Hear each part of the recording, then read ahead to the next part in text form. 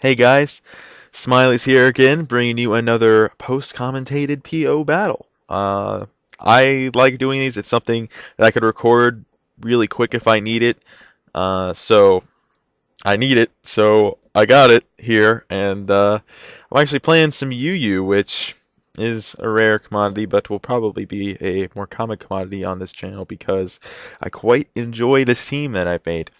I'll go through it. I'll go through it real fast here. That Suicune is actually an offensive Suicune, which has saved my butt so many times. If you guys haven't been able to tell, Suicune is my favorite Pokemon, and I really haven't made a team with it in a while, so I wanted to make a team with an offensive version instead of the Crocoon, and it's been working out quite nicely. It's got a Calm Mind and 3 attacks. It's a standard Registeel with Stealth Rocks, T-Wave, and the like. That's the offensive Trick Room version of Cofagrigus. That's the bulky attacking Porygon 2 with 3 attacks and recover. That's the standard Scarf Heracross, although I need to change one of the moves for Aerial Ace to take on other Heracrosses, I guess. And that Arcanine there is actually not the standard Arcanine. It's got some bulk as well as some attack. It's able to live Heracross's attacks quite nicely and can take Crobat's attacks okay, but could be better. As you can see, this team is not the best of teams. Like on paper, it looks like I would lose to a lot of Pokemon, or a few Pokemon, and I guess I kind of do, but for some reason I've had a lot of success with it. So if you guys want to use it, go ahead, I guess. Threats on his team, mainly the Rhyperior is the biggest threat, and as well as the Zapdos. I can't really switch into either of those two Pokemon. So, yeah, they're kind of problems. So, without further ado, let's go ahead and get on with this battle. He takes a little while to pick a lead. I decide to go ahead and lead with Cofagrigus. Mainly, I don't want to lead with Registeel because he has a bunch of stuff that he could lead with that would be bad for it. So I just decided to lead with Cofagrigus in case he wanted to lead with, like, Heracross. I could get some damage on something else. But as you can see, eventually he'll decide to lead with Rhyperior, which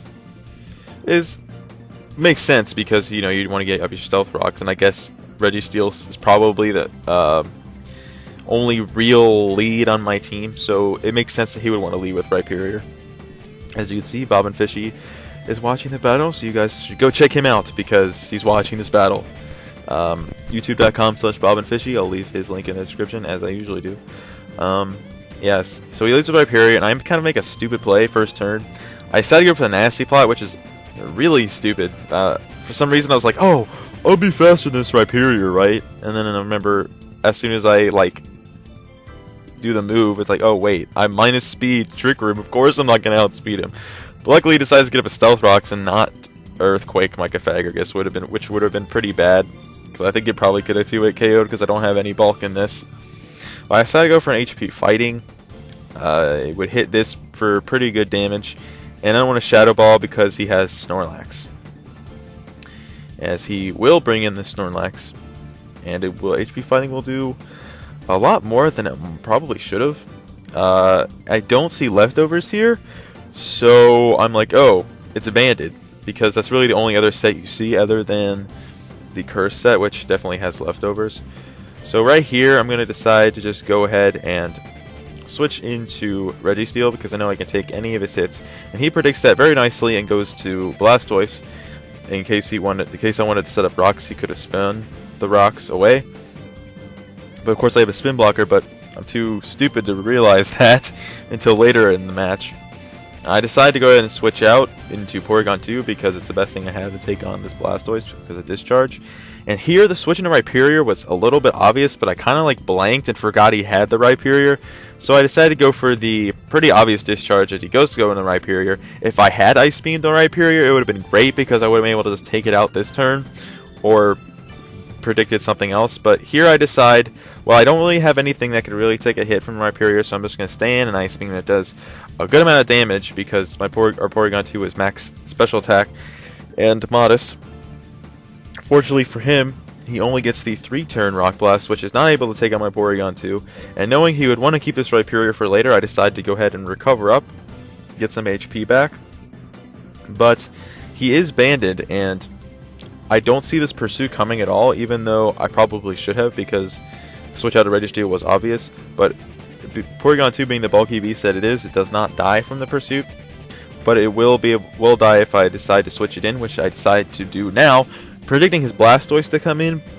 But it turns out he goes into his Rhyperior, which is even better for me actually, because it allows me to get a free switch into my Suicune. Yeah, it's kind of takes a little while for him to make a move, but I forgot he had his rocks up first. That was really why I switched into it. But it actually turns out it was okay for me, because I can go into Suicune now and go ahead and go for the Surf, because I do not want to mess with this Rhyperior. It is a huge threat to my team, and I decided to just go for the Surf, as he decides to just leave it in and let it die. And that's good for me, because that's one threat out of the way. And he decides to go into Blastoise, and I know that Toxic is coming, so I decided to go ahead and switch into Registeel at this point. Whenever I decide to do it. Come on. Do it. There you go. He does go for the Toxic, and as I'm Steel type, it doesn't affect me. And I decided to just get the Paralysis on him, and here I kind of go for a useless Seismic Toss. And right here is the point where I remember, oh wait, I have a Spin Blocker in Cofagrigus. If he wants to go for the Rapid Spin, I could just switch into that, which I decide to just go ahead and do now, because I know Scald won't be able to do that much, because it is a Blastoise with leftovers, not in Torrent range or anything, so I could bring in Cofagrigus now, prevent him from spinning, and here I decide to go for another nasty, or I decided to go for a Shadow Ball first, then Nasty Plot, and then go for another Shadow Ball HP fighting, I can't remember.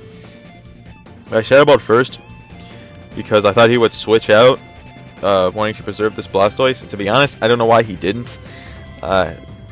He gets paralyzed, and right here is kind of a bad turn of hacks for him. It's going to get paralyzed a second time, which sucks, as I Nasty Plot, and it turns out he's going to get paralyzed a third time as I Hidden Power Fighting, predicting the Snorlax to maybe come in again. And to be honest, I think he probably should have switched out to save this Blastoise, but he doesn't, and I am able to just finish it off. It was kind of unfortunate for him. I'm going to guess he was just Toxicking me, which I don't know how much it would have mattered. Maybe if he gotten it off the first turn it might have mattered, but second and third turn probably wouldn't have mattered in the long run. But I'm not too sure about that. Here he's going to go ahead and go into his own Cofagrigus, which I guess was a good play. But here I'm like, okay, I'm just going to Shadow Ball, and it turns out he's the same set as I am, and I outspeed, or I win the speed tie, I guess. And I am able to take him out, which is awesome. I don't know if his Shadow Ball would have killed me. It probably would have, because Cofagrigus does not have the best special bulk. Now right here he goes into his Zapdos. And I'm like, okay, best thing I had to take a Thunderbolt is definitely Registeel, so I'm just going to go ahead and go into that, because I don't want Cofagrigus taking unnecessary damage.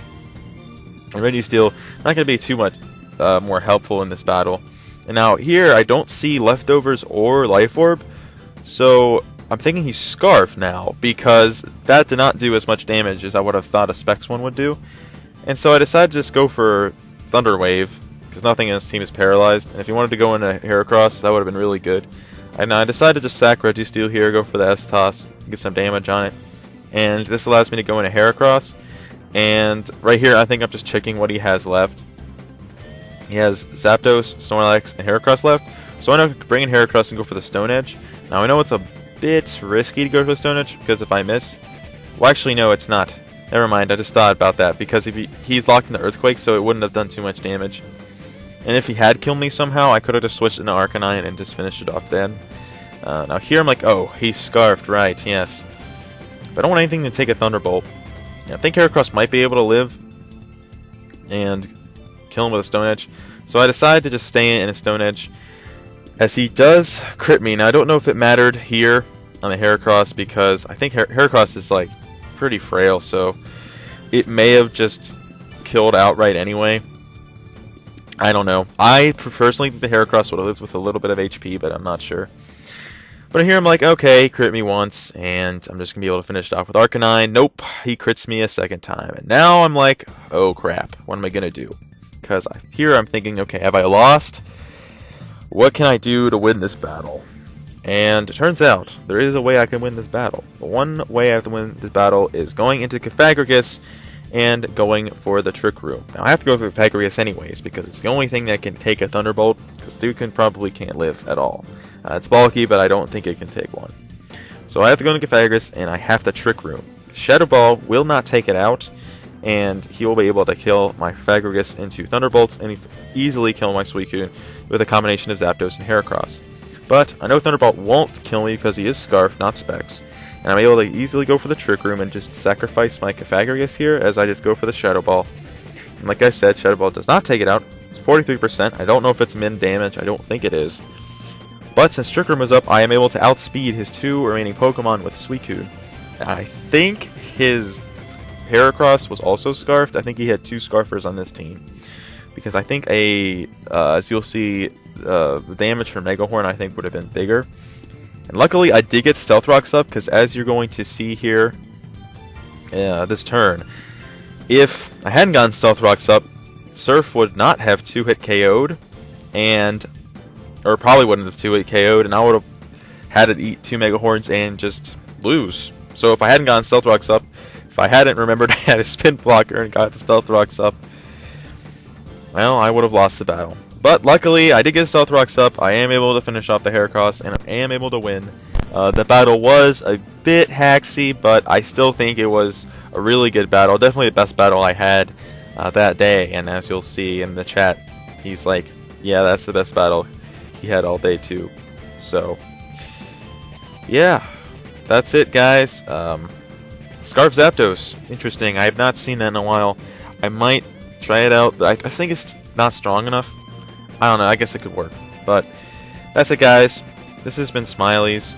If you enjoyed, please rate, comment, subscribe, and I will see you guys in the next one. Have a great day.